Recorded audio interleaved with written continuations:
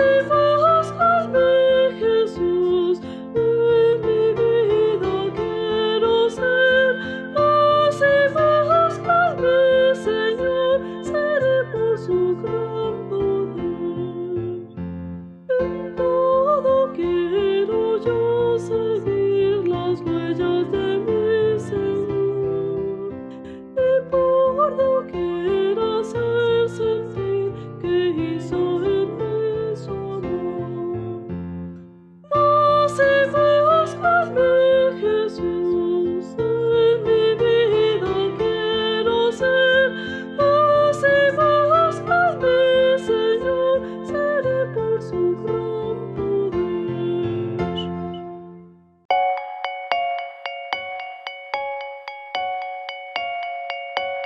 Buenos días, hermanos. Reciban un fraternal saludo desde aquí en el Templo Metodista Emanuel. Y doy gracias a mi Dios, en primer lugar, por la oportunidad de dirigirme a ustedes con el mensaje que Dios tiene para cada uno de nosotros esta mañana. Les voy a pedir que si tienen por ahí su Biblia, la acerquen, porque vamos a hacer varias consultas de algunos versículos. Y para iniciar les pido que me acompañen en una oración. Señor y Padre nuestro, te doy gracias, Señor, por este nuevo día. Y gracias te doy en especial, Señor, porque nuevamente nos permites venir a tu casa de oración para poder transmitir el mensaje que tú tienes para cada uno de tus hijos en esta mañana. Te pido, Señor, que tú nos bendigas, que bendigas a cada uno de ellos también, y que el mensaje de hoy llegue hasta el corazón de tus hijos, Señor. En nombre de Cristo Jesús. Amén. El tema de hoy, hermanos, está titulado Mirando la gloria de Dios. Y si nos vamos al Antiguo Testamento, vamos a encontrar en Isaías, en el capítulo 6, en el versículo 3, que nos dice que toda la tierra está llena de su gloria. ¿A qué se refiere? A la manifestación de Dios infinitamente mostrando su grandeza y su belleza. Pero en forma cotidiana hemos escuchado que Dios lo tenga en su gloria, está en la plenitud de la gloria. Son diferentes expresiones. En lo personal quise buscar en el diccionario qué es realmente la gloria y encontré lo siguiente.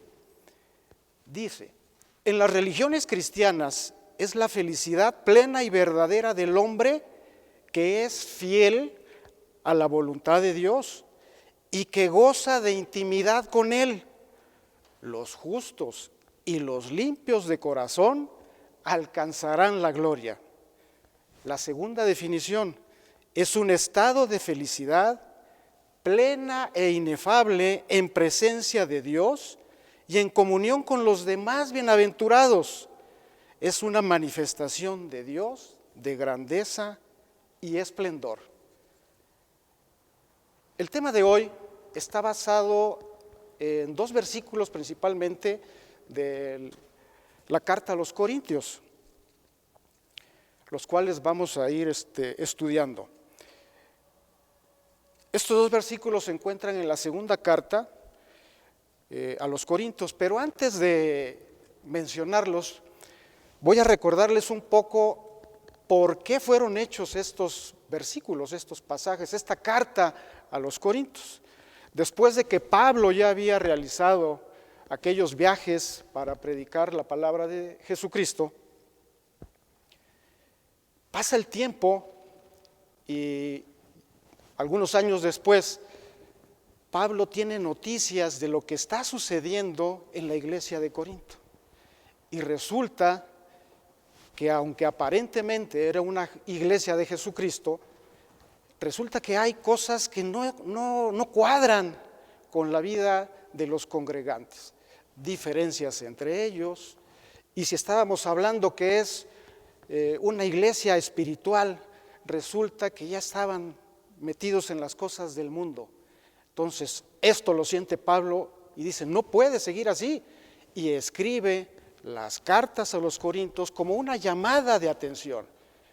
La primera llamada, la primera carta, y en la segunda llamada es una llamada más fuerte, poniendo las cosas muy en claro y además exhortándolos a que regresen al verdadero camino.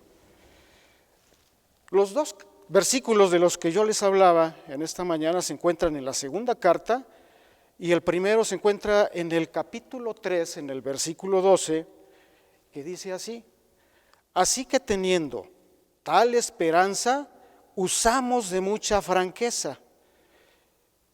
Más adelante en el capítulo 4, en el versículo 22, dice lo siguiente, y escuchen con atención: antes bien, renunciamos a lo oculto y vergonzoso, no andando con astucia ni adulterando la palabra de Dios, sino por la manifestación de la verdad, recomendándonos a toda conciencia humana delante de Dios. Cuando Pablo escribe estas cartas, la situación en la iglesia de Corinto era difícil, pero Pablo escribe esto porque también él ya lo había experimentado. Vamos a analizar sobre todo este segundo versículo paso a paso. Primeramente nos encontramos que dice renunciamos. ¿Qué significa renunciar?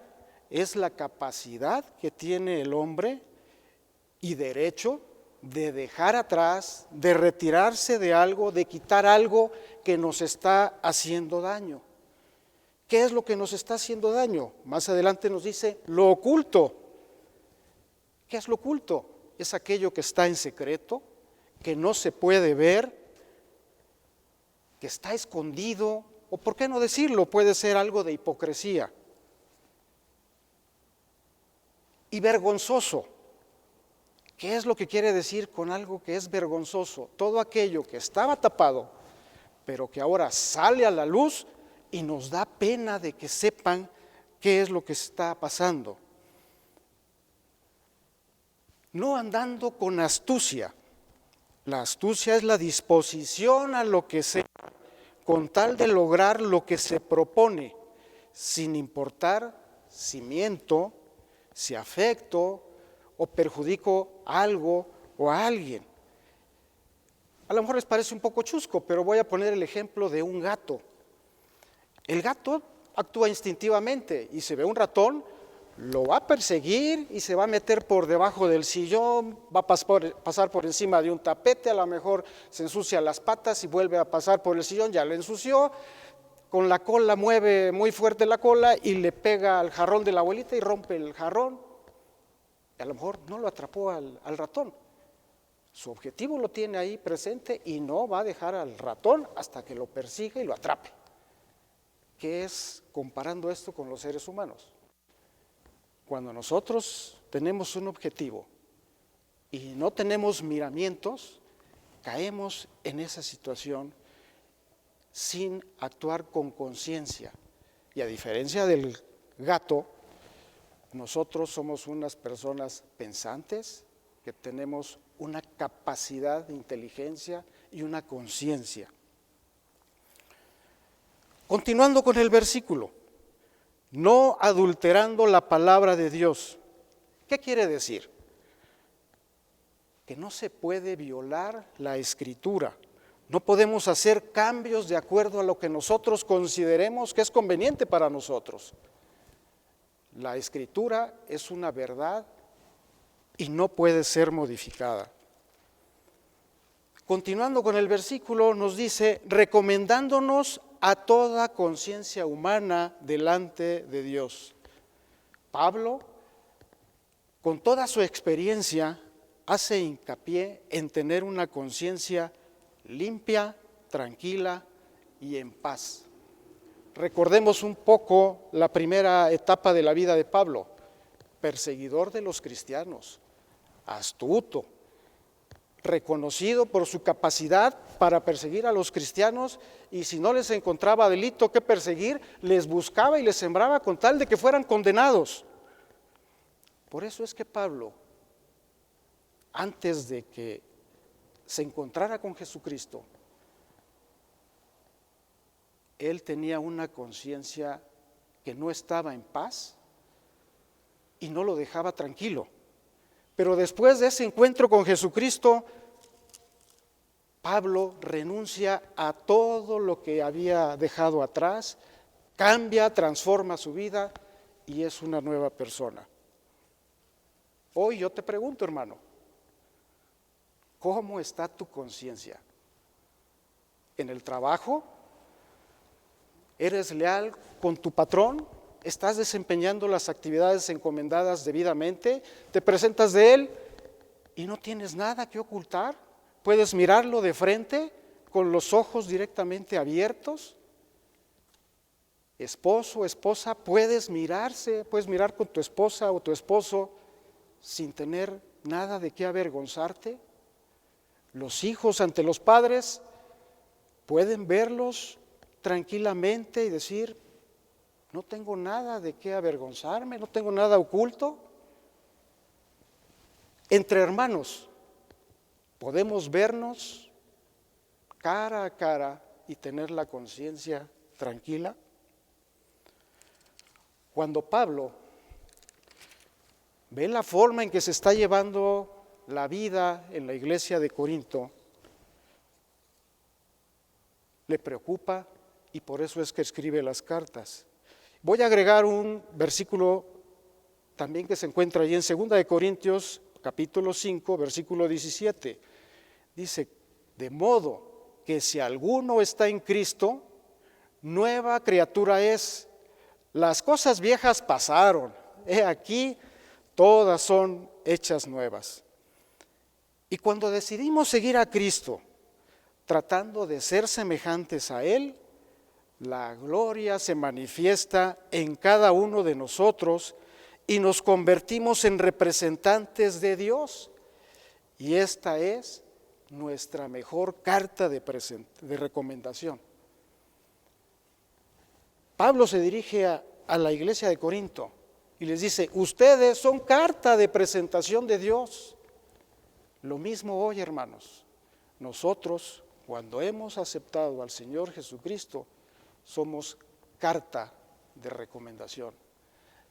¿Qué lleva una carta? Una carta está escrita con tinta, escrita por alguien, hasta que la recibe otra persona y lleva un mensaje. Para que ese mensaje pueda recibirlo la otra persona, esa carta tiene que ser abierta. En el caso de nosotros los cristianos, cada uno de nosotros, hermanos, tiene un mensaje que ha sido inscrito por el Espíritu de Dios en nuestro corazón. No permitas que ese mensaje que está ahí guardado no pueda ser manifestado. Por el contrario, ábrelo, descubre qué tienes tú ahí en ese mensaje y muéstralo a los demás. Ese mensaje que tú llevas en el corazón, cuando tú lo descubres y manifiestas lo que Jesús ha hecho en tu vida, es cuando entonces estás mirando la gloria de Dios. Hermano, hermana, tú que eres un mensajero de Dios, en donde quiera que estés, en la casa, en el trabajo, en el transporte, en un salón, donde quiera que estés, y no importa cuál sea tu actividad, doctor, licenciado, ingeniero, arquitecto, tienes un oficio, eres empleado, comerciante, no importa. Si tú has aceptado al Señor Jesucristo, está inscrito en tu corazón un mensaje. Ese mensaje debe de ser abierto y que los demás lo conozcan. Manifiéstalo. No permitas que se quede ahí guardado. Y si aún no sabes si lo tienes o no lo tienes, pídele al Señor Jesucristo que a través del Espíritu de Dios, que es el Dios vivo, se manifieste y entonces tú puedas día a día mostrar y ver la gloria de Dios. Oremos, hermanos. Señor y Padre Celestial, te doy gracias, Señor, por esta mañana y gracias, Señor, porque tú nos has dado esa capacidad de renunciar al pasado. Y no permita, Señor, que nada ni nadie, Señor, obstaculice el mensaje que tú tienes en el corazón de cada uno de nosotros. Todo esto te lo pedimos en el nombre de tu Hijo amado, Cristo Jesús. Amén.